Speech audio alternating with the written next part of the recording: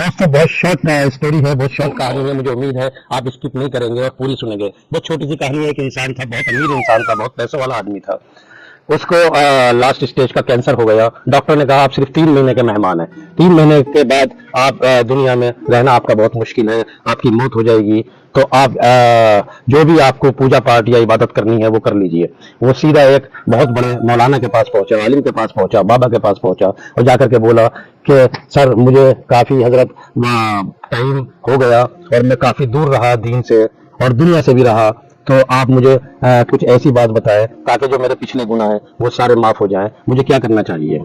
बाबा ने कहा आप कहाँ के रहने वाले हैं? वो बोला यहाँ से तकरीबन 250 किलोमीटर एक गांव है, मैं वहां का रहने वाला हूँ। बाबा ने कहा कि आप कितना टाइम हुआ आपको गांव गए हुए? वो बोला तकरीबन 20 साल हो गए हैं। बीच में कोई छोटा मोटा या कोई फंक्शन होता है तो मेरे बच्चे चले जाते हैं 1 दिन के लिए, 2 दिन के लिए, लेकिन मुझे गए हुए 20 साल हो गए। बाबा बोले आप एक काम कीजिए, आपके पिछले सारे गुनाह माफ हो जाएंगे। आप उस गाँव में जाकर के इबादत कीजिए, पूजा पाठ कीजिए।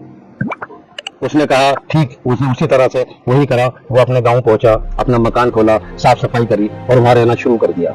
वहां रहने के बाद वो बाहर निकलता, लोगों से मिलता, पता चलता कि किसी की बेटी सिर्फ पैसे की वजह से बैठी हुई है तो वो उसको उसकी शादी कराता। किसी के यहाँ नल लगा हुआ नहीं है, बर्मा लगा हुआ नहीं है, टंकी लगी हुई नहीं है, पानी का इंतजाम नहीं है, वो पानी का इंतजाम कराता। किसी घर में राशन नहीं है तो उसका राशन भरवाता। इस तरह से उसने 3 महीने पूजा पाठ भी की, इबादत भी की और लोगों की सेवा भी की। गांव वाले बहुत खुश थे, उसे दुआएं देते थे। 3 महीने के बाद अब उसने सोचा मेरा जाना बहुत मुश्किल है, अब मेरा यहाँ रहना बहुत मुश्किल है, अब मुझे दुनिया से रुखसत होना पड़ेगा।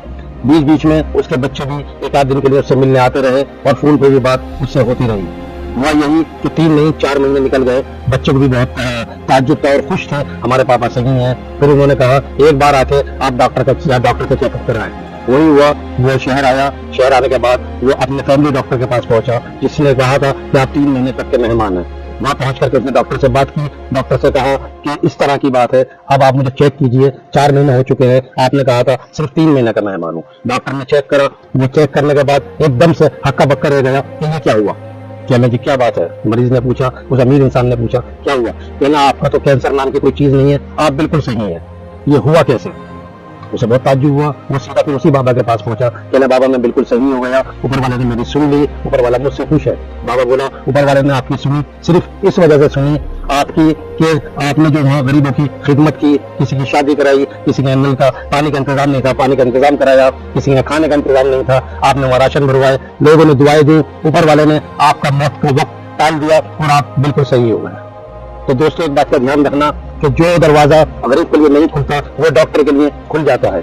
हमेशा गरीब आदमी की खिदमत करें, सेवा करें, देखभाल करें और मेन उसकी मदद करें। इससे आपको अगर आने वाली परेशानी है अल्लाह दूर कर देगा, भगवान दूर कर देगा, ऊपर वाला दूर कर देगा। हमेशा इस बात का ध्यान रखें कि कोई भी इंसान अगर आपके पास आता है तो वो शर्मिंदगी के साथ आता है, शर्मिंदगी के साथ आपसे बात करता है। आप अगर उसका मजाक उड़ाते हैं तो वही दरवाजा, वही पैसा फिर डॉक्टर के पास जाएगा, बल्कि उससे डबल होकर के जाएगा। इस बात का बिल्कुल ध्यान रखें। हमेशा दुनिया का साथ दें, कोई फिरका परस्ती ना करें, कोई हिंदू मुस्लिम ना करें, कोई सिख ईसाई ना करें, सब आपस में मिलकर रहें और देखें फिर आपकी जिंदगी दुनिया में भी जन्नत बन जाएगी और आखिरत में भी जन्नत बन जाएगी।